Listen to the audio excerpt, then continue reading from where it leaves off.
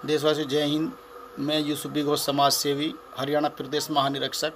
मैं सभी को बता देना चाहता हूं कि जैसा कि एक मामला चल रहा है मेवात पुन्हाना विधानसभा मेवात डिस्ट्रिक्ट में एक ट्रेंड चल रहा है, तो जो मोबाइल पर जो बकवासबाजी चल रही है, मैं ये कहना चाहता हूं कि उस पीड़ितों से पूछिए जाके जिनके बच्चों के साथ इस तरह का अत्याचार हुआ, जिसका बेटा मार देगा, जिसके बीच में से जिनके बेटे चले गए 2014 में भी चले गए थे। 2014 में भी कुछ लोगों का हिस्सा था सरकार में, सीएम साहब की चमचागिरी करते डोलते थे, कई मंत्रालय का दर्जा भी था, लेकिन आप लोगों ने क्या किया था समाज के लिए और कौम के लिए?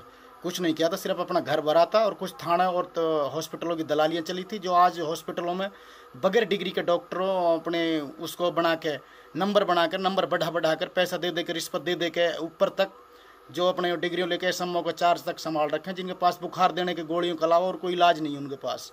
हॉस्पिटलों में कोई इलाज नहीं है, हॉस्पिटलों में खांसी की सिरप तक आत नहीं है, और गरीब लोगों के लिए कोई राशन, कोई किसी चीज़ का कोई व्यवस्था नहीं है, किसी तरह का कोई सिस्टम में सुधार नहीं, सिवाय रिश्वत के। किसी गरीब आदमी की आवाज़ें नहीं सुनी जाती, जिनको 6-6 7-7 साल एक मुलाजिम को यहाँ हो गया, किसी ने भी कुछ नहीं किया इस जनता के लिए, समाज के लिए। इसके लिए या ऊपर वाले ने किया और या यहाँ के लोगों को दुआएं हैं और बुजुर्गों की दुआ है, उन दुआ के अनुसार चले जो किया। और मम्मन जी का हर मेवातवासी मम्मन जी के लिए दुआ करता है कि मम्मन जी ने कुछ तो बोला, कुछ तो किया, कुछ तो लोगों को अकल सिखाई विधानसभा में मुद्दा उठाने की, बोलने की।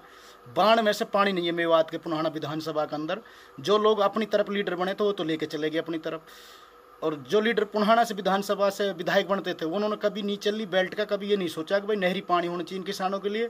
सारी नहरें पक्की हो गई हैं 2014 से और अब तक 2023 तक, लेकिन कुछ नहरों में आज तक फावड़ा डाकर नहीं देखा गया, जेसीबीओं का खोचा तक लगा कर नहीं देखा, उनकी अदर कदर पेमेंट उठा ली गई। भूतेरे पंचायतों में घोटाले पे घोटाले किए गए, किसी का हक नहीं दिया गया, गरीब आदमी का हक खा जाता है, कोटा वाला राशन बेच के खा जाता है।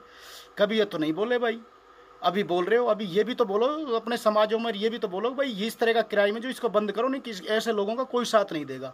अब सोच की बात है, बड़े निंदे है उस बेटे के साथ जो इस तरह की घटना घटी। अल्लाह उनको सब्र दे, ऊपर वाला उनको सब्र दे उनके परिवार को। लेकिन करने वाले बख्शे नहीं गए, उनके खिलाफ 302 का मुकदमा किया है सीएम साहब ने। और चौथ साहब का हम इसमें बहुत बड़ा योगदान समझते हैं। चौथ साहब ने मंत्री जी उससे खट्टर जी से बात कर इस तरह का जो सीएम साहब से बातचीत कर मुकदमा दर्ज कर दिया गया, और नहीं तो वहाँ पर इस तरह का हिंदू मुसलमान वाला ट्रेंड उन्होंने बना रखा था, इस तरीक़ा से मुकदमा दर्ज नहीं करने वाले थे। लेकिन ऊपर वाले ने, सीएम साहब ने उसका ऐसा तोड़ दिया है उन लोगों के लिए, आरोपियों को बख्शा नहीं गया। लेकिन कुछ लोग अपने समाजों को भी सुधारने की कोशिश करो, जो लोग ओलेक्स के चोरियों को गतिविधि दे रहे हैं, जो बढ़ावा दे रहे हैं, जिन लोगों को यहाँ 10-10 साल हो गई, जो राजनीति से पैसा लेकर लोगों के भविष्य बिगाड़ रहे हैं, बांध रहे हैं, उनको मुकदमा दर्ज कर रहे हैं, षड्यंत्र से मुकदमा दर्ज कर रहे हैं। एक की भी आपने ईडी की जांच कराने की कोशिश करी? एक भी मुकदमे में आपने सीबीआई का भी जांच कराने की कोशिश करी है? आप 2014 विधायक रहे, कभी आपने विधानसभा मुद्दा उठाया? कोई नहीं उठाया। सिर्फ थाने में मुकदमा दर्ज कराना, ये भी इसने मेरे को वोट दिया, दूसरा आदमी को लड़ाई झगड़ा और इन कामों में उलझा कर रखना। तो हम मम्मन खान जी को सलूट मारते हैं। मम्मन खान जी एक होनहार लीडर है मेवात का, और अच्छा लीडर है, और सभी लोगों को की उसके लिए दुआ करते हैं। तो हम कहते हैं कि मम्मन जी बजाय विधानसभा के लोकसभा में भी पहुँचे। और मैं कहना चाहता हूँ मेवातवासियों से, अब की बार नया युवाओं के हाथ और नया युवाओं को राजनीति की सीट पर बैठाना है। ये सिर्फ अपनी कोठी भरने वाले, अपने घर अपने लिए विकास करने वाले हैं। जनता या गरीब को कोई विकास नहीं, किसी बच्चे को कोई नौकरी नहीं, कोई इंडस्ट्रीज नहीं। इनसे आज तक मेवात टैक्स मुफ्त नहीं हुआ। एक छोटा सा एरिया पड़ता है राजस्थान में भिवाड़ी, जो टैक्स मुफ्त था, जिसमें आज लाखों करोड़ों फैक्ट्री हैं। इनसे एक मेवात टैक्स मुफ्त नहीं हुआ, जिसमें के कई हाईवे निकले हैं। इनसे आज तक मेवात का टैक्स मुफ्त का कोई मुद्दा नहीं उठा विधानसभा में। मम्मन आने वाला ऐसा लीडर है कि जो हर चीज़ का मुद्दा उठाएगा। करना ना करना विपक्ष पक्ष का मामला है, वो उसमें आने वाले समय पर सोच सरकारें करेंगी। तो मैं यही कहना चाहता हूँ मेवातवासियों से और भाई पत्रकारों से, इन तरह के किसी भी तरह का इसे आदमियों की बकवासबाजियों को में टाइम वेस्ट मत करो।